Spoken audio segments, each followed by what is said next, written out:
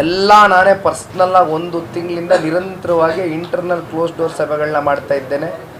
ಆಯಾ SC ಘಟಕದ ರಾಜ್ಯಾಧ್ಯಕ್ಷರುಗಳು, ST ಘಟಕದ ರಾಜ್ಯಾಧ್ಯಕ್ಷರು, ಪ್ಲಸ್ ಈಗ ಮಹಿಳಾ ಘಟಕದ ರಾಜ್ಯಾಧ್ಯಕ್ಷರು ನಮ್ಮ ಪ್ರವಾಸದಲ್ಲಿ ಇದ್ದಾರೆ, ಈಗಲೇ ಬಂದಿದ್ದಾರೆ. ಅವರು ಎಲ್ರಿಗೂ ಒಂದೊಂದು ಹೋಮ್ ವರ್ಕು, ಒಂದೊಂದು ಜವಾಬ್ದಾರಿಗಳನ್ನ ಪಕ್ಷದ ವತಿಯಿಂದ ಕೊಡ್ತಾ ಇದ್ದೇವೆ.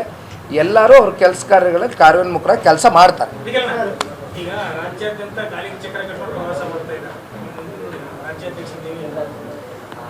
ಇದು ಮಾಧ್ಯಮದ ಚರ್ಚೆಗೆ ಸೀಮಿತವಾಗಿ ಬಿಟ್ಬಿಡ್ತೀನಣ್ಣ ಈ ವಿಚಾರನ. ಏಕೆಂದರೆ ಇಲ್ಲಿ ಇಲ್ಲ ನಾನೊಂದು ಮಾತು ಹೇಳ್ತೀನಿ. ಇದು ಒಂದು 4-5 ತಿಂಗಳಿಂದ ನಿರಂತರವಾಗಿ ನಾನು ಮಾಧ್ಯಮಗಳಲ್ಲಿ ನೋಡ್ತಾ ಇದ್ದೀನಿ. ಈಗ ಸನ್ಮಾನ್ಯ ಕುಮಾರಣ್ಣವರು ನಮ್ಮ ರಾಜ್ಯದ, ನಮ್ಮ ರಾಷ್ಟ್ರದ ನಾಯಕರು ದೇವೇಗೌಡರು ಸಾಹೇಬರು ಕುಮಾರಣ್ಣವರು ರಾಜ್ಯಾಧ್ಯಕ್ಷರಾಗಿದ್ದಾರೆ. ಅವರ ನಾಯಕತ್ವ ತಾವು ನಮ್ಮ ಮಾಧ್ಯಮ ಸ್ನೇಹಿತರು ಕಲಬುರಗಿ ಯಾವಾಗಲೂ ಕೂಡ ವಾಯು ಮಾಲಿನ್ಯದಿಂದ ತತ್ತರಿಸ್ತದೆ. ತಾಪಮಾನದ ಏರಿಕೆಯಿಂದ ತಡೆಯಲು ಸರ್ಕಾರದಿಂದ ಏನೇ ಕಾರ್ಯಕ್ರಮ ಆಗ್ತಾ ಇಲ್ಲ. ನಗರದಲ್ಲಿ ಉದ್ಯಾನವನಗಳಿರ್ಬೋದು, ಕೆರೆ ಅಭಿವೃದ್ಧಿ ಇರ್ಬೋದು, ಬೇರೆ ನಗರದಲ್ಲಿ ಹೇಗಿದೆ ಹಾಗೆ ತಾವು ಮಾಡ್ತಾ ಇಲ್ಲ ಅಂತ ಯಾವುದೇ ಸರ್ಕಾರ ಬಂದರೂ ತಮ್ಮ ಪ್ರಶ್ನೆಗಳು ಇರ್ತವೆ.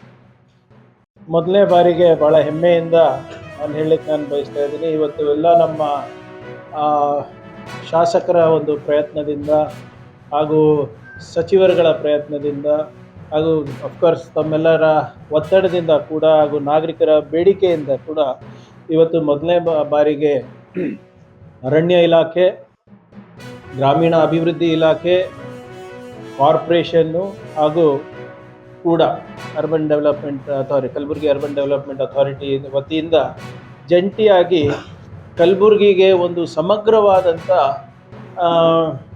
ನಾನು ಅದಕ್ಕೆ blue and green infrastructure initiative ಅಂತ ಹೇಳಲಿಕ್ಕೆ ನಾನು ಬಯಸ್ತಾ ಇದ್ದೀನಿ. Blue and green infrastructure initiative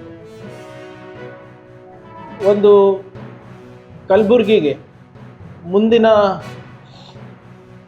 3 ವರ್ಷಕ್ಕೆ ಒಂದು ನೀಲಿ ನಕ್ಷೆಯನ್ನು ನಾವು ಹಾಕ್ಕೊಂಡಿದ್ದೀವಿ. ಅದಕ್ಕೆ ಕಲಬುರಗಿಯ ಹಸಿರು ಹೆಜ್ಜೆಗಳು ಅಂದ್ಬಿಟ್ಟು ಒಂದು ಇನಿಷಿಯೇಟಿವನ್ನು ಪ್ರಾರಂಭ ಮಾಡ್ತಾರೆ.